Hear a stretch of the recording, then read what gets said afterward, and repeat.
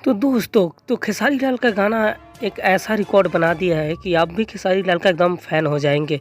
आप सुन के एकदम हैरान हो जाएँगे इनका गाना।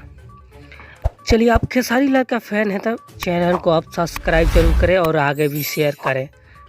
कहा जाता है कि कार्तिक माह का छठ महापर्व माना जाता है। भोजपुरी इंडस्ट्री से जब तक भोजपुरी खेसारी लाल का गाना अगर छठ का ना आए तो अधूरा माना जाता है।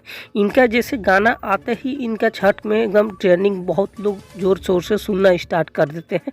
और इनका गाना जब भी इनका छठ का गाना आता है तो बहुत सारे कलाकार पीछे एकदम छूट जाते हैं। खेसारी लाल का गाना आते ही लोग सुनना अपने कानों से पसंद करने लगते हैं। लोग ज़ोरों शोरों से इनका गाना एकदम सुनने लगते हैं खेसारी लाल का।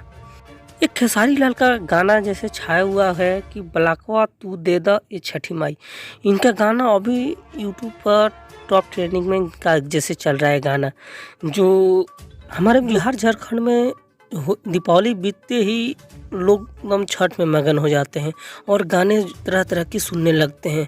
लेकिन सबसे ज़्यादा गाना जैसे सुना जाता है तो खेसारी लाल का गाना का बिना पूरा अधूरा माना जाता है छठ पूजा। खेसारी लाल का गाना आते ही इनका जैसे ट्रेंडिंग में चला जाता है और मेगा स्टार खेसारी लाल यादव अपना एक प्रस्तुत जैसे किए हैं कि बलाकवा तू दे दा ए माई।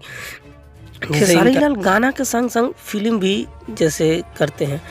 इनका फिल्म चाहे कहो या गाना कहो, लेकिन दोनों में इनका एकदम ट्रेंडिंग नहीं रहता है।